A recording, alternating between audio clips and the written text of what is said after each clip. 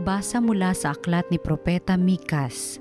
Ito ang sinasabi ng Panginoon, Bethlehem Ephrata, bagamat pinakamaliit ka sa mga angka ni Juda, ay sa iyo magmumula ang isang maghahari sa Israel, ang pinagmulay buhat pa ng una, mula pa noong unang panahon. Kaya nga ang bayan ng Panginoon ay ibibigay niya sa kamay ng mga kaaway hanggang sa isilang ng babae ang sanggol na maghahari. Pagkatapos, babalik sa Israel ang nalabi sa bansang ito pagdating ng Haring Yaon. Pamamahalaan niya ang Israel sa pamamagitan ng kapangyarihan ng Panginoon na kanyang Diyos. At ang Israel ay mamumuhay na ligtas sapagkat ang Haring Yaon ay kikilalanin ng buong sanlibutan. Sa kanya magmumula ang kapayapaan natin. Ang salita ng Diyos.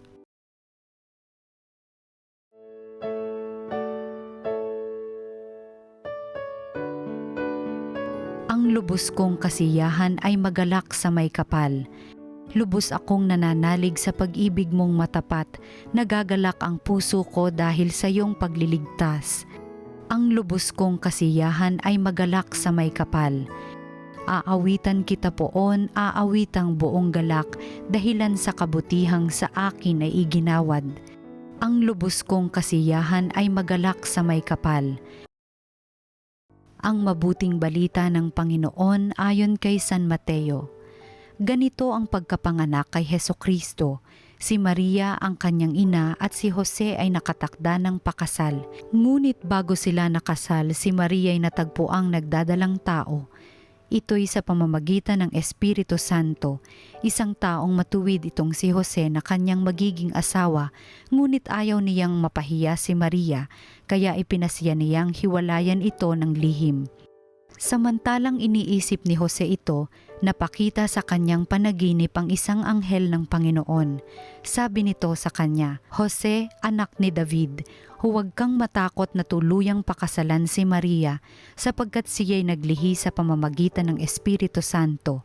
Manganganak siya ng isang lalaki at ito'y pangangalanan mong Jesus, sapagkat siya ang magliligtas sa kanyang bayan sa kanilang mga kasalanan. Nangyari ang lahat ng ito upang matupad ang sinabi ng Panginoon sa pamamagitan ng propeta. Maglilihi ang isang dalagat manganganak ng isang lalaki at tatawagin itong Emmanuel, ang kahulugay kasama natin ang Diyos. Ang mabuting balita ng Panginoon. Pinupuri ka namin, Panginoong Hesukristo.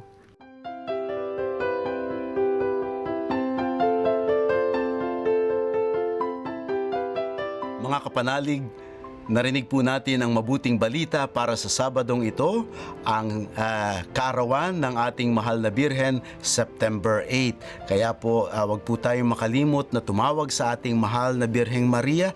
Batiin po natin siya ng happy birthday, Mama Mary.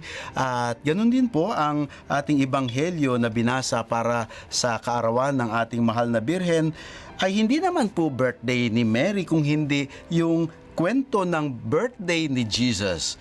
But actually significant po yan. No? Dahil mapapansin natin sa Biblia, wala nga naman pong binanggit tungkol sa kaarawan ni Mother Mary. Pero sabi ng mga dalubhasa sa scriptures at sa tradisyon ng simbahan na after about 55 years nung matapos ang pagsusulat ng mga ebanghelyo at ng nakalagay sa New Testament, ay saka lamang sineselebrate ng mga unang Kristiyano ang kaarawan ng ating mahal na Birheng Maria. Isang magandang tradisyon na ating ipinagdiriwang pa rin sa ating panahon ngayon. Significant po ang birthday ng ina, hindi po dahil ng sa kanyang sarili, kung hindi ng dahil sa kanyang anak.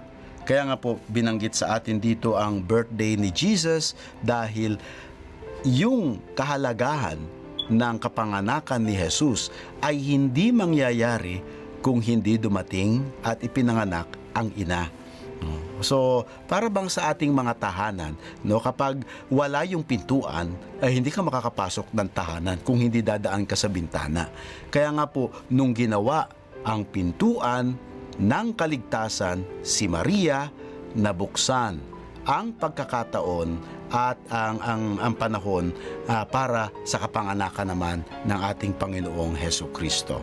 Kaya si Maria po is closely connected sa salvation na dala ng ating Panginoon at sa kanyang misyon. Alam po natin na special ang birthday ni Mother Mary dahil ang kanyang kapanganakan ay ipinaghanda. Kung hindi man dito sa lupa, ay surely ng Panginoon sa langit, sapagkat siya is destined to be the mother of the Son of God. And for that, alam po natin na ang mahal na Birheng Maria, di tulad ng lahat ng mga nilalang, ng lahat ng mga tao, ay exempted sa anumang bahid ng kasalanan.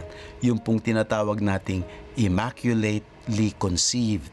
So, nung siya ay ipinaglihi ng kanyang mga magulang ni Ana at ni Joaquin, Joaquin and Anne, dalawang magulang ng ating mahal na Birheng Maria, siya po ay, si Mother Mary, was already exempted from original sin. Kaya nga po, nung siya ay pinanganak, ay dumating sa ating daigdig ang isang nilalang ng Diyos, isang anak ng Diyos, isang taong kagaya natin, ngunit walang bahid ng kasalanan. Ganun po ka-special si Mother Mary sa Diyos, at ganun din po ka-significant si Mother Mary sa salvation na dala ng ating Panginoon, at ganun din naman po siya kahalaga sa atin. Muli, Mama Mary, happy birthday!